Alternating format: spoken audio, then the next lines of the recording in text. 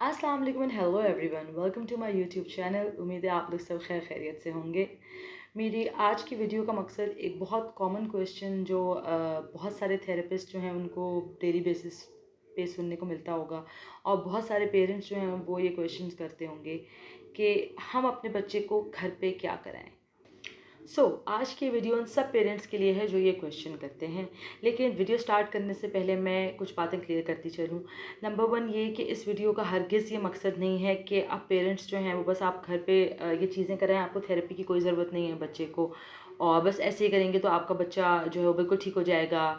या अगर कोई पेरेंट्स को नज़र आ रहा है कोई इशू है, बच्चा बोल नहीं रहा, बच्चा 3-4 साल का हो गया, 5 साल का हो गया है, और वो बस ये कहें कि अच्छा हम यही चीज़ें कराएंगे तो बच्चा बोल पड़ेगा, हमें थेरेपी के लिए जाने की ज़रूरत नहीं है। नहीं, बिल्कुल भी नहीं। अगर आपको किसी भी लेवल पे किसी भी पॉइंट पे कोई इशू नज़र आ रहा है तो आप जो है, जैसे हम कहते हैं ना कि डॉक्टर्स के लिए कि अगर आपको कोई प्रॉब्लम नज़र आ रही है, कोई फ्लू है और परसिस्टेंट है, फ्लू ठीक नहीं हो रहा, या बच्चे के सर में या किसी बड़े के पेट में दर्द है और वो ठीक नहीं हो रहा, बहुत अरसे से वो कंटिन्यूड है, तो हम कहते हैं कि अब डॉक्टर को दिखाना चाहिए। ऐसे आप जो है उस मसले को पालें नहीं, उस मसले को जो है ऐसे ही अनअटेंडेंट छोड़ ना दें। तो same goes for speech issues, speech and language के इशूज़ के साथ भी यही है कि अगर आपको कोई इशू नज़र आ रहा है, आपको लग रहा है कोई प्रॉब्लम है, तो जैसे हम कहते हैं ना सेल्फ मेडिकेशन, कि हल्का फुल्का बुखार हो गया हमने टैबलेट ले ली, हल्का फुल्का जो है सर दर्द हो गया हमने टैबलेट ले ली, गला ख़राब है ज़ुकाम है हमने देसी टोटके कर लिए। लेकिन अब आप सोचें कि ये चीज़ जो है महीने साल गुजर रहे हैं और ये चीज़ जो है इसको हमने अनट्रीटेड छोड़ा हुआ है, तो ऑब्वियसली जो है वो गलत है।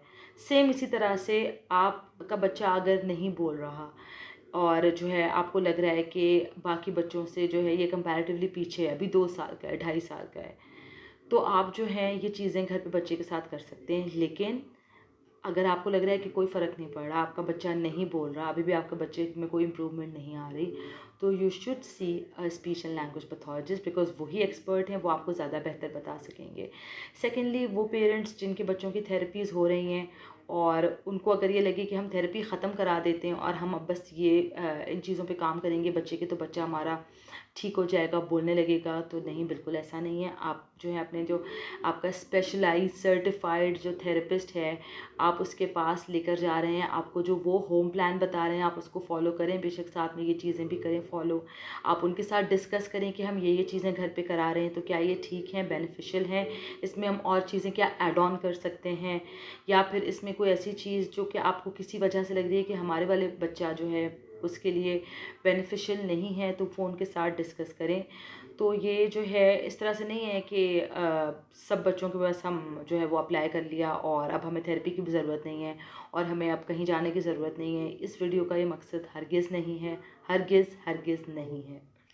सबसे पहली चीज़ आती है पेरेंट्स का इंटरेक्शन बच्चे के साथ।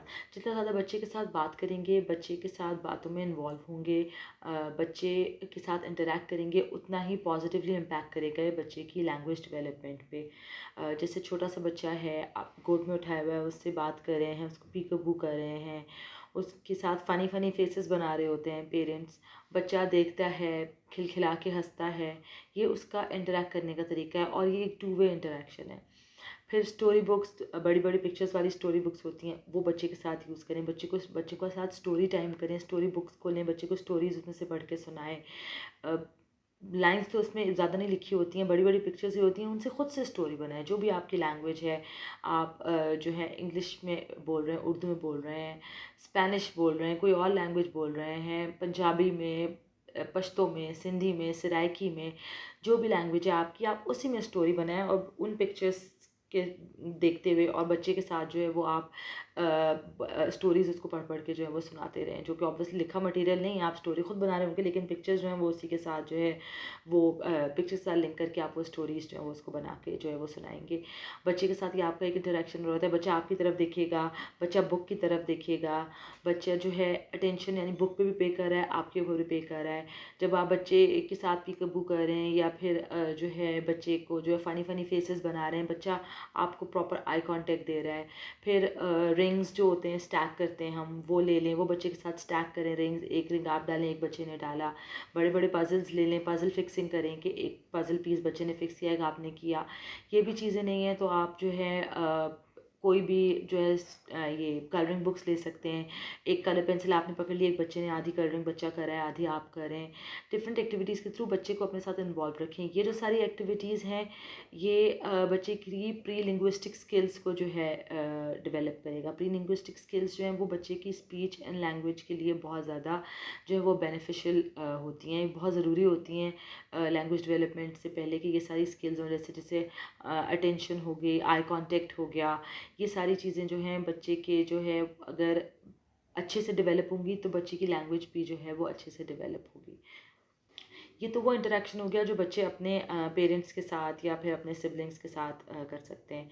इसके अलावा जो है बच्चों को जनरल सोशल इंटरेक्शन के लिए आप पार्क्स लेके जाएं। अब तो इंडोर प्ले एरियाज़ भी बहुत ज़्यादा हैं, लेकिन वहाँ पे भी लेके जाएं। लेकिन मैं ज़्यादा रिकमेंड पार्क्स वगैरह पे इतना ज़्यादा मैं एम्फेसाइज़ इसलिए करती हूँ क्योंकि वहाँ पे सिर्फ जो है वो झूले वूले नहीं होते, वहाँ पे साथ में फिजिकल एक्टिविटी भी बहुत होती है क्योंकि वो एरिया इतना ज़्यादा होता है। वहाँ पे बच्चे भाग रहे होते हैं तो उसको पकड़ रहे होते हैं, इंटरेक्शन भी आपस में ज़्यादा होता है एज़ कम्पेयर टू जो इंडोर प्ले एरियाज़ होते हैं। वहाँ पे बस टोकन्स डाल के और वो एक एक पे पेरेंट्स बिठा रहे हैं, यहाँ पे बैठ गए, यहाँ पे बैठ के ये कर लिया, वो कर लिया, स्लाइड्स ले लिया, उसके बाद घर वापस आ गए। तो वही इंटरेक्शन होता है जो पेरेंट्स के साथ होता है।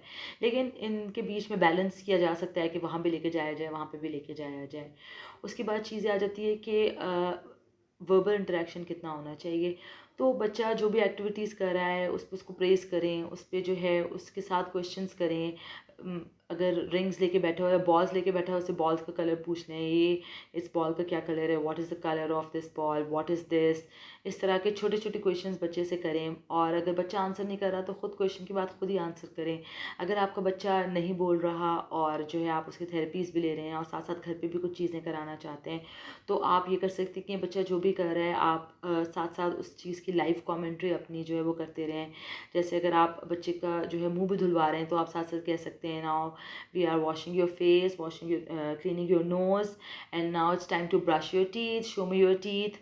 इस तरह से करके देखिए आपने बॉडी पार्ट्स करा लिए। फिर आप जब बच्चे को जो है वो कपड़े पहना रहे हैं तो आप कर सकते हैं, what is the colour of your frock, yes it's pink frock, pink colour.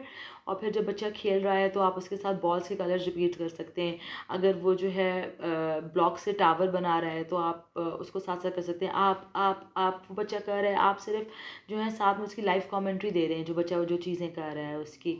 तो इन चीज़ों से होगा कि अगर बच्चा बोल नहीं भी रहा तो मुसलसल जो है वो सुन रहा है, मुसलसल एक उसको इनपुट मिल रहा है। उस फिर आउटपुट की आपको उम्मीद ज़्यादा होगी कि बच्चा सुन रहा है मुसलसल, एक बच्चा जो है मुसलसल उसके दिमाग में एक चीज़ जा रही है कि ये जो है फ़लाना वर्ड ये है, फ़लानी चीज़ ये है, फ़लाने के लिए ये वोकैबुलरी यूज़ होती है। उसकी रिसेप्टिव वोकैबुलरी डेवलप हो रही है और एक्सप्रेशन वोकैबुलरी डेवलप होने की भी चांसेस ज़्यादा हैं एज़ कम्पेयर टू वो बच्चे जो अगर नहीं बोल रहे। अगर फ़र्ज़ करें हमने जो पिछली वीडियो में डिस्कस किया था कुछ वीडियोस पहले कि जो है बच्चे लेट टॉकर्स हैं, जो कि इन्होंने अभी तक बोलना स्टार्ट नहीं किया और 2-3 साल के बच्चे हैं और कैचअप कर लेते हैं। लेकिन अब आप खुद सोचें कि ऐसा बच्चा है लेकिन उसके साथ जो है कोई इंटरेक्ट करने वाला नहीं है। वो बच्चा खुद ही आइसोलेशन में खेल रहा है, आइसोलेशन में जो है वो बैठा हुआ है, कोई एक्टिविटी नहीं है और कुछ नहीं है तो पेरेंट्स ने मोबाइल पकड़ा दिया या स्क्रीन पे कुछ लगा के दे दिया। तो उस बच्चे की लैंग्वेज जो है वो ज़्यादा ईज़िली डेवलप होगी या उस बच्चे की लैंग्वेज डेवलप होगी जो बच्चा लेट है लेकिन पेरेंट्स उसके साथ जो है वो इस तरह की एक्टिविटीज़ कर रहे हैं, मुझसे उसका इंटरेक्ट कर रहे हैं। सेकेंडली एक चीज़ इसमें बहुत ज़्यादा एम्फेसाइज़ करती हूँ, जैसे मैंने स्टार्ट में भी अभी जिक्र किया था कि स्टोरी टेलिंग बच्चे के साथ होनी चाहिए। बेड टाइम स्टोरीज़ बच्चों को सुनाएं, बच्चों को सोने से पहले उनके पास जाएं, उनके साथ कमरे में बैठें। उनको जो है अगर आपके साथ रूम शेयर करें तो अपने रूम में सोने से पहले उनको बस रश ना करें कि बस सोने का टाइम हो गया सो जाओ। उनके साथ बैठें, स्टोरी बुक्स खोलें, उनको स्टोरीज़ सुनाएं। उनके ये बच्चे के साथ इंटरेक्ट करने का एक बहुत अच्छा तरीका होता है कि उनको स्टोरीज़ सुनाई जाए। या फिर बच्चों के साथ बैठ के जो है वो मूवीज़ जो बच्चों की होती हैं वो देखें। जब बात आ जाती है स्क्रीन टाइम की तो मैं कभी भी ये नहीं कहती कि ज़ीरो स्क्रीन टाइम होना चाहिए। कुछ लोग कहते हैं ज़ीरो होना चाहिए, कुछ लोग स्क्रीन टाइम पे इतना फोकस नहीं करते कि है तो है।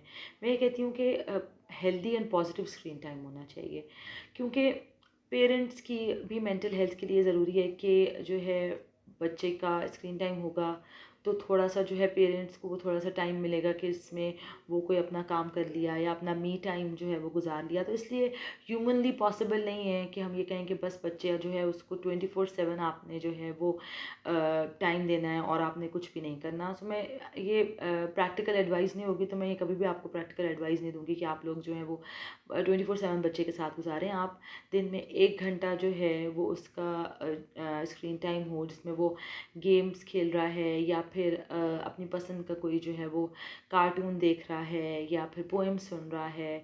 हाँ, ये चीज़ जो है इस पे चेक एंड बैलेंस होना चाहिए कि किस किस्म का कंटेंट बच्चा देख रहा है। बहुत ज़्यादा आजकल जो लाउड पोएम्स भी, इवन लाउड म्यूज़िक और बहुत तेज़ी से बोल रहे होते हैं, इस तरह की पोएम्स जो हैं उससे कोई फ़ायदा तो नहीं होगा, उल्टा नुकसान ही होगा। बच्चे बहुत हाइपर भी हो जाते हैं। ऑन द अदर हैंड अगर हम एग्जांपल में अगर आपको दूं कि बेबी शार्क दुदुरु दुरुरु, एक तो इसका कोई मीनिंग नहीं है, इसमें जो है इतनी कोई मीनिंगफुल बात नहीं है, लाउड म्यूज़िक है, तेज़ वर्ड्स हैं।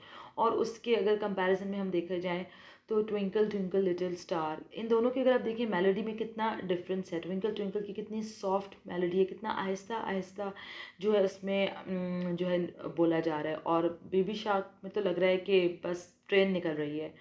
तो ये देख लें कि आप अपने बच्चे को जो है क्या कंटेंट जो है वो दिखा रहे हैं।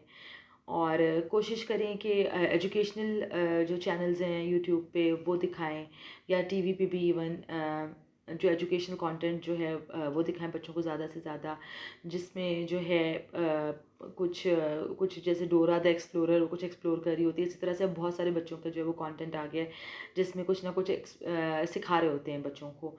और आपको टाइम मिले साथ में आप भी बैठें, आप बच्चों के साथ इंटरेक्ट करें, उससे रिलेटेड क्वेश्चंस करें। अगर उस वक्त नहीं करें तो बाद में बच्चों के साथ कोई ऐसी एक्टिविटी करें जो कि उस प्रोग्राम से रिलेटेड हो, जो कि बच्चे ने देखा हो। क्योंकि देखिए अब ज़ीरो स्क्रीन टाइम तो हमारे ऑनेस्टली हमारे ज़माने में भी नहीं था। हम में से बहुत सारे लोग जो वो सेसमे स्ट्रीट देख देख के बड़े हुए हैं, and that was pretty educational, बल्कि वेरी एजुकेशनल, और हम लोगों ने उससे बहुत कुछ सीखा है।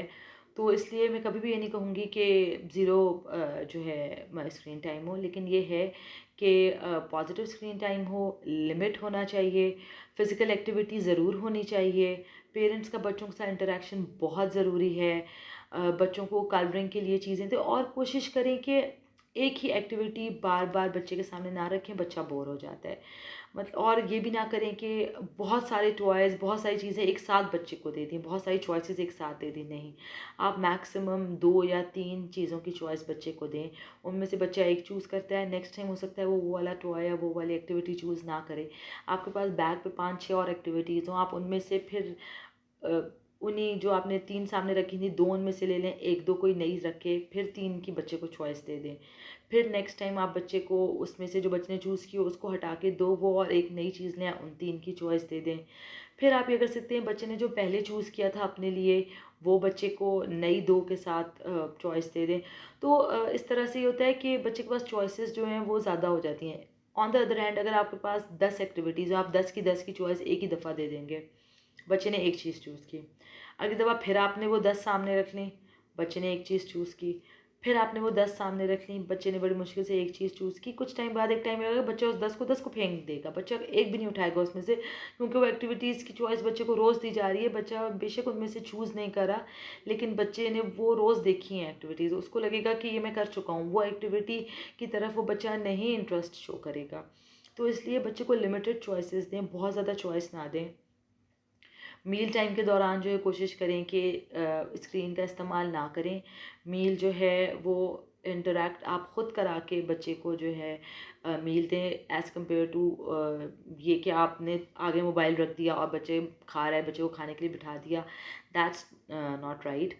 और उसके अलावा जो है आप ख़ुद इंटरैक्ट कर सकते हैं कि ये देखिए ये क्या है, हमने ये क्या बनाया, ये देखिए ये निवाला आ रहा है ट्रेन की तरह और ये आपके मुंह की तरफ जाएगा, एंड हियर वी गो। ये चीज़ें ज़्यादा जो है बच्चे के लिए, एक तो ये कि आपका टू वे इंटरेक्शन है बच्चे के साथ, और बच्चा आपकी तरफ देख रहा है, मील को देख रहा है, मील में इंटरेस्ट शो करके खा रहा है। लेकिन इधर ही अगर आप सामने कोई पोएम लगा देंगी बच्चे की फेवरेट, ना बच्चा मील में कोई इंटरेस्ट शो करेगा, ना बच्चे का कोई जो है सामने कुछ भी रखा है बच्चे को इंटरेस्ट नहीं होगा, बच्चा देख रहा होगा, बस ऐसे ऐसे करके खा रहा होगा, ज़्यादा उसका सारा फोकस जो है वो स्क्रीन पे होगा। तो इन चीज़ों का ख्याल रखें। और इसके अलावा जो है मुझे फिर कोई और टिप्स जो हैं वो याद आई, कोई और एक्टिविटीज़ याद आई तो मैं आप लोगों के साथ शेयर करूँगी। मैं कुछ एक्टिविटीज़ आप लोगों को इवन करके भी दिखाऊँगी किस तरह से की जा सकती हैं। आज के लिए इतना ही, आज की वीडियो में यही सब कुछ। इंशाल्लाह नेक्स्ट वीडियो के साथ दोबारा हाज़िर होंगी। अपना बहुत सारा ख्याल रखें। अल्लाह हाफ़िज़।